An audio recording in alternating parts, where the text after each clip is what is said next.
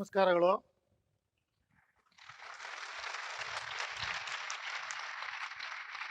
ತಮ್ಮೆಲ್ಲರಿಗೂ ಕರ್ನಾಟಕ ರಾಜ್ಯೋತ್ಸವದ ಶುಭಾಶಯಗಳನ್ನು ಹೇಳ್ತಾ, ಈ ದಿನ CMR ಯೂನಿವರ್ಸಿಟಿ ಫೌಂಡರ್ಸ್ ಡೇ 2025 ಈ ವಿಚಾರವಾಗಿ ನನ್ನನ್ನು ಸನ್ಮಾನ್ಯ ನಮ್ಮ ರಾಮಮೂರ್ತಿ ಸರ್ ಅವರು ಇನ್ವೈಟ್ ಮಾಡಿದಾಗ ಭಾಳ ಸಂತೋಷ ಆಯಿತು. ಯಾಕೆಂತಂದರೆ ಒಂದು ಎಜುಕೇಷನ್ ಇನ್ಸ್ಟಿಟ್ಯೂಟಿಗೆ ಹೋಗೋದು ಅಂತಂದರೆ ಭಾಳ ಖುಷಿ ಅಂದಂಥ ವಿಷಯ. ಯಾಕೆಂತಂದರೆ ಅಲ್ಲಿ ಮಕ್ಕಳನ್ನು ನೋಡ್ಬೋದು, ಅಚೀವರ್ನ ನೋಡ್ಬೋದು, ಮುಂದಿನ ಫ್ಯೂಚರ್ ನೋಡ್ಬೋದು ಅನ್ನೋ ಭಾಳ ಆಸಕ್ತಿ. ಈ ದಿನ ಸನ್ಮಾನ್ಯ ಸಚಿವರಾದಂಥ ರಾಮಲಿಂಗ ರೆಡ್ಡಿ ಸರ್ ಅವ್ರು ಬಂದಿದ್ದಾರೆ. ಅವ್ರ ಬಗ್ಗೆ ನಾವು ಎಷ್ಟು ಹೇಳಿದ್ರು ಸಾಲದು. ಯಾಕೆಂತಂದರೆ is the inspiration of the India. ಯಾಕೆಂದರೆ ಕರ್ನಾಟಕ ಅಲ್ಲ, is the inspiration of the India. ಅವರಂಥ ವ್ಯಕ್ತಿತ್ವನ, ಅವರಂಥ ವ್ಯಕ್ತಿನ ನಾವೆಲ್ಲೂ ನೋಡೋಕ್ಕಾಗೋದಿಲ್ಲ. ಯಾಕೆಂತಂದರೆ being a minister very simple, ಆದರೆ ಎಫೆಕ್ಟಿವ್ ಜಾಸ್ತಿ, ಪವರ್ ಜಾಸ್ತಿ ಇದೆ. ಸೊ ಅಂಥ ವ್ಯಕ್ತಿಗಳು ಇವತ್ತು ಬಂದಿದ್ದಾರೆ. ಅವ್ರ ಜೊತೆಯಲ್ಲಿ ಒಂದು ಕುರ್ಚಿಯನ್ನು ಹಂಚ್ಕೊಂಡಿದ್ದೀನಿ ಅಂತ ಹೇಳಿದ್ರೆ ನನಗೆ ಭಾಳ ಧನ್ಯವಾದ ಅಂತ ಅನಿಸ್ತದೆ.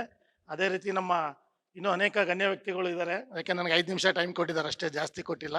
30 ವರ್ಷ ಹೇಳ್ಬೇಕು ನಾನು 5 ನಿಮಿಷದಲ್ಲಿ. ಸೊ ನಿಮ್ಮಂಗೆ ಭಾಳಷ್ಟು ಎಜುಕೇಷನಲ್ಲಿ ನಾನು ಅಚೀವರ್ ಅಲ್ಲ.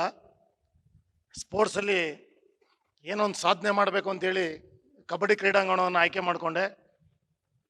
ಆ ಆಟದಲ್ಲಿ ಮುಂದುವರಿಬೇಕು, ನಮ್ಮ ರಾಜ್ಯಕ್ಕೆ, ರಾಷ್ಟ್ರಕ್ಕೆ ಹೆಸರನ್ನು ತರಬೇಕು. ಒಂದು ಸಣ್ಣ ಕೆಲಸವನ್ನು, ಒಂದು ಉದ್ಯೋಗ, ಒಂದು ಎಂಪ್ಲಾಯ್ಮೆಂಟ್, ಅದಕ್ಕೋಸ್ಕರ ಕಬಡ್ಡಿ ಆಡಿದ್ದಷ್ಟೇ ನಾನು.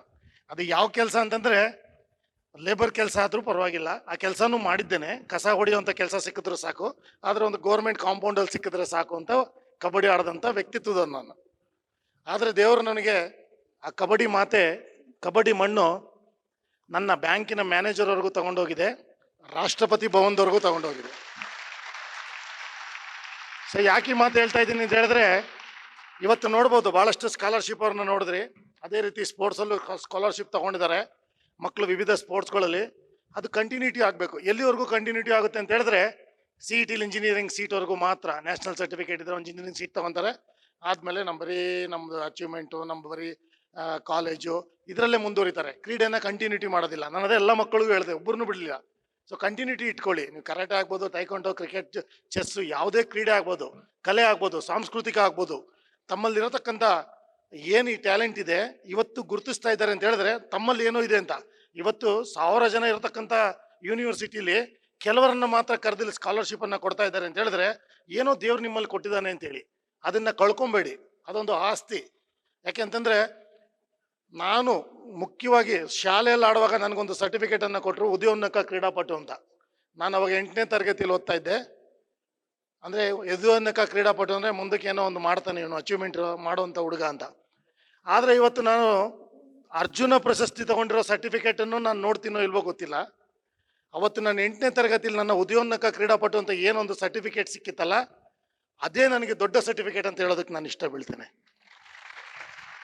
ಯಾಕೆಂದರೆ ನನಗೊಬ್ಬ PT ಮಾಸ್ಟರ್ ಗುರುತಿಸಿ ನನ್ನ ಆಟದನ್ನು ನೋಡಿ ನನಗೆ ಆ ಒಂದು ಸರ್ಟಿಫಿಕೇಟನ್ನು ಕೊಟ್ಟಿರಲಿಲ್ಲ ಅಂದಿದ್ರೆ ನಾನು ರಾಷ್ಟ್ರಪತಿ ಭವನಕ್ಕೆ ಹೋಗ್ತಾ ಇರಲಿಲ್ಲ.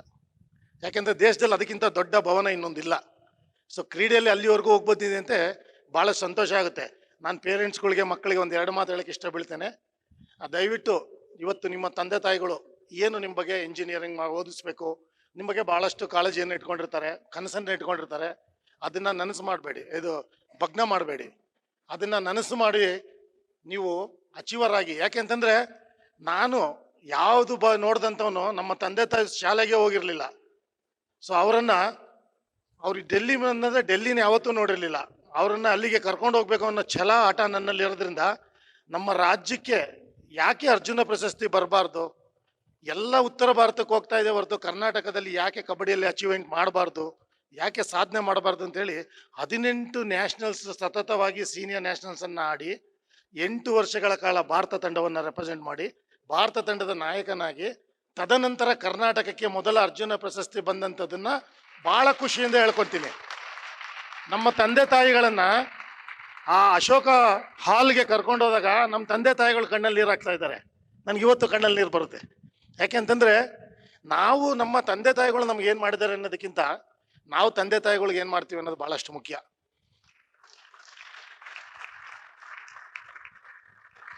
ಯಾಕೆಂತಂದ್ರೆ ಅವರು ಓದಿರೋದಿಲ್ಲ, ಕೆಲವು ತಂದೆ ತಾಯಿಗಳು ಎಜುಕೇಶನ್ ಇರೋದಿಲ್ಲ, ಯಾಕೆಂದ್ರೆ ಅವ್ರ ಬ್ಯಾಕ್ ಗ್ರೌಂಡ್ ಆ ಥರ ಇರುತ್ತೆ, ಎಜುಕೇಶನ್ ಬ್ಯಾಕ್ ಗ್ರೌಂಡ್ ಇಂದ ಬಂದಿರೋದಿಲ್ಲ. ಆದ್ರೂ ತಮ್ಮ ಮಕ್ಕಳನ್ನ ಎಜುಕೇಟೆಡ್ ಆಗಿ ಮಾಡ್ಬೇಕು ಅಂತ ಹೇಳಿ ಆಸಕ್ತಿ ಬೀಳ್ತಾರೆ. ಯಾಕೆ?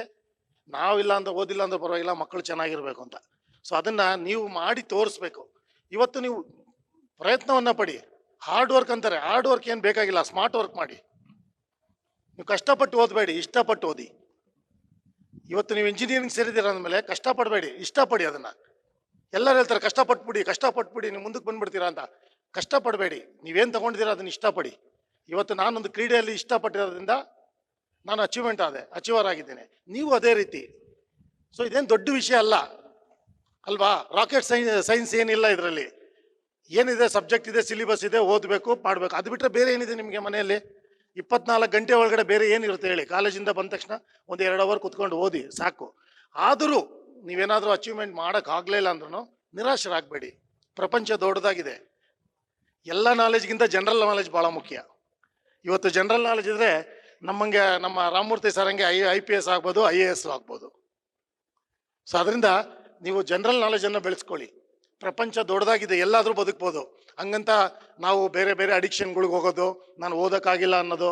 ಆಮೇಲೆ ತಂದೆ ತಾಯಿಗಳು ಅಷ್ಟೇ, ತಂದೆ ತಾಯಿಗಳು ನಾನು ಪ್ರಾರ್ಥನೆ ಮಾಡ್ಕೊತೀನಿ, ಮಕ್ಕಳನ್ನು ಯಾವುದೇ ರೀತಿ ಇನ್ನೊಬ್ಬರಿಗೆ ಕಂಪೇರ್ ಮಾಡಬೇಡಿ. ಸೊ ಅವ್ರ ಮನೆಯವ್ರು ನೋಡೋ ಮಕ್ಕಳು ಎಷ್ಟು ಮಾರ್ಕ್ಸ್ ತೆಗಿತಾ ಇದ್ದಾರೆ, ಎಷ್ಟು ರ್ಯಾಂಕ್ ತೆಗಿತಾ ಇದ್ದಾರೆ, ನೀನು ತೆಗಿತಾ ಇಲ್ಲ, ದಡ್ಡ, ಪ್ರಯೋಜಕ, ನೀನು ಸರಿ ಇಲ್ಲ ಅಂತೇಳಿ ಬೈಬೇಡಿ. ಇವತ್ತು ಭೂಮಿ ಮೇಲೆ ಬಂದಂಥ ಪ್ರತಿಯೊಂದು ಜೀವನೂ ಒಂದು ಉಲ್ಕಡ್ಡಿನ ಸಹ ಉಪಯೋಗಕ್ಕೆ ಬರುತ್ತೆ. ಯಾಕೆ ಅಂತಂದರೆ, ಉದಾಹರಣೆಗೆ ನಾನೇ ಇಲ್ಲಿದ್ದೀನಿ. ನನ್ನನ್ನು ಎಷ್ಟೋ ಸಂಸ್ಥೆಗಳು ಅಪಾಯಿಂಟ್ಮೆಂಟ್ ಕೊಡೋಕ್ಕೆ, ತುಂಬ ಸಣ್ಣ ಇದ್ದಾನೆ ಇವನು ಕಬಡ್ಡಿ ಆಡೋಕ್ಕಾಗುತ್ತಾ, ಇವನ್ನ ಕಳಿಸಿ ಅಂತ ಹೇಳಿದ್ರು. ಅದೇ ಸಂಸ್ಥೆಗಳು ಮತ್ತೆ 1 ವರ್ಷಕ್ಕೆ ನಮ್ಮ ಮನೆಗೆ ಅಪಾಯಿಂಟ್ಮೆಂಟ್ ಆರ್ಡರ್ ಇಟ್ಕೊಂಡ್ಬಂದ್ರು. That is called a achievement. ಅದರಿಂದ ಯಾರನ್ನೂ ನಿರ್ಲಕ್ಷಿಸಬೇಡಿ. ಜೀವನದಲ್ಲಿ ಏನಕ್ಕೂ ಬೇಜಾರು ಮಾಡ್ಕೋಬೇಡಿ. ಇವತ್ತು ನಾವು ಪ್ರಯತ್ನಗಳನ್ನು ಪಡೋಣ, ಹಾಗಿಲ್ಲ ಅಂದರೆ ಸಂತೋಷವಾಗಿರೋಣ. ಜೀವನ ಭಾಳ ದೊಡ್ಡದಿದೆ. ನೀವೆಲ್ಲರೂ ಯುವಕರು ಇವತ್ತು ಅಡಿಕ್ಷನ್ ಆಗಬೇಡಿ. ಇವತ್ತು ನೋಡ್ತಾ ಇದ್ದೀವಿ, ಭಾಳಷ್ಟು ಸ್ಕೂಲ್ ಮಟ್ಟದಲ್ಲಿನೂ ಡ್ರಗ್ಸ್ಗಳನ್ನು ತಂದು ಸಪ್ಲೈ ಮಾಡುವಂಥ ದಿನಗಳು ಬಂದ್ಬಿಟ್ಟಿದೆ. ಸೊ ಅದರಿಂದ ನಾವೆಲ್ಲರಿಗೂ ಬುದ್ಧಿ ಹೇಳೋ ಬದಲು ನಾವು ಬುದ್ಧಿ ಕಲ್ತ್ಕೊಳ್ಳೋದು ಒಳ್ಳೆಯದು. ನಾವು ಪ್ರಪಂಚನ ಸರಿ ಮಾಡ್ತೀವಿ ಅನ್ನೋದಕ್ಕಿಂತ ಮೊದಲು ನಾವು ಸರಿ ಹೋದರೆ ಭಾಳ ಒಳ್ಳೆಯದು. ಆದ್ದರಿಂದ ನೀವುಗಳು ಅಚೀವ್ಮೆಂಟ್ ಮಾಡಿ, ನೀವೇನು ಮಾಡಬೇಕು ಅಂತಿದ್ದೀರಾ ಅಚೀವ್ ಮಾಡಿ. ಜೀವನದಲ್ಲಿ ಏನಾದರೂ ಒಂದು ಸಾಧಿಸಿ. ನಿಮ್ಮ ತಂದೆ ತಾಯಿಗಳನ್ನ ನಿಮ್ಮ ಹೆಸರು ಹೇಳಬೇಕು. ನಿಮ್ಮ ಹೆಸರು ಹೇಳಿ ನಿಮ್ಮ ತಂದೆ ತಾಯಿಗಳನ್ನ ಗುರುಸ್ಬೇಕು. ಇಂಥವ್ರ ಮಕ್ಕಳು ಅಂತ ಹೇಳ್ಬಾರ್ದು, ಇಂಥವ್ರ ತಂದೆ ತಾಯಿಗಳು ಅಂತ ಹೇಳ್ಬೇಕು. ಆ ರೀತಿ ಮಾಡೋದು ನಿಮ್ಮ ಕೈಲಿದೆ. ಖಂಡಿತ ನೀವು ಮಾಡ್ತೀರಾ ಅಂತ ಹೇಳೋದಕ್ಕೆ ನಾನು ಇಷ್ಟ ಬೀಳ್ತೇನೆ. ದಯವಿಟ್ಟು ನೀವೆಲ್ಲ ಇನ್ನು ಮುಂದಕ್ಕೆ ಭವಿಷ್ಯದಲ್ಲಿ ನೀವೇನಾದರೂ ಮೇಲೆ ಬಂದಂಥ ಸಮಯದಲ್ಲಿ 4 ಜನ ಮಕ್ಕಳಿಗೆ, ಬಡ ಮಕ್ಕಳಿಗೆ, ಶಾಲಾ ಮಕ್ಕಳಿಗೆ, ಕಾಲೇಜ್ ಮಕ್ಕಳಿಗೆ ಕ್ರೀಡೆಯಲ್ಲಿ, ಕಲೆಯಲ್ಲಿ, ಸಂಸ್ಕೃತದಲ್ಲಿ ಏನೋ ಒಂದು ಸಹಾಯ ಮಾಡಿ, ಸಣ್ಣ ಮಟ್ಟಕ್ಕೆ ಸಹಾಯ ಮಾಡಿ. ಇವತ್ತು ಬರ್ತಡೇಗಳು ಮಾಡ್ಕೊತೀರಾ, ಭಾಳಷ್ಟು ಕೇಕ್ಗಳು ಕಟ್ ಮಾಡ್ತೀರಾ, ಜಂಕ್ ಫುಡ್ಗಳನ್ನ ತಿಂತೀರಾ, ಎಷ್ಟೋ ದುಡ್ಡುಗಳನ್ನ ಖರ್ಚು ಮಾಡ್ತೀರಾ, ವ್ಯರ್ಥ ಮಾಡ್ತೀರಾ. ಅದರ ಬದಲು ನಿಮ್ಮ ಬರ್ತಡೇ ದಿವಸ ನಿಮ್ಮ ಮನೆ ಏರಿಯಲ್ಲಿ ಆಗ್ಬೋದು, ನಿಮ್ಮ ಊರಲ್ಲಿ ಆಗ್ಬೋದು, ನಿಮ್ಮ ಶಾಲೆ ಕ್ಯಾಂಪಸ್ಸಲ್ಲಿ ಆಗ್ಬೋದು, ಒಂದು ಗಿಡ ಅಂತ ನೆಟ್ಟುಬಿಡಿ. ನಿಮ್ಮ ಒಂದು ಬರ್ತಡೇ ದಿವಸ ಒಂದು ಗಿಡ ನೆಟ್ಟರೆ ಇಡೀ ಕ್ಯಾಂಪಸ್ಸೇ ಒಂದು ಹಸಿರುಮಯವಾಗ್ಬಿಡುತ್ತೆ. ನೀವಿಲ್ಲ ಅಂದರೂ ಆ ಮರ ಇಲ್ಲಿರುತ್ತೆ. ಈ ಭೂಮಿ ಮೇಲೆ ನಾವಿಲ್ಲ ಅಂದ್ರೂ ಆ ಮರ ಇರುತ್ತೆ. ಅದಕ್ಕೆ ಒಂದು ಸಣ್ಣದು ಹೇಳ್ಬಿಡ್ತೇನೆ, ಒಂದು ಗಾದೆ ಹೇಳಿ ಒಂದು ಮಾತು ಮುಗಿಸ್ತೇನೆ.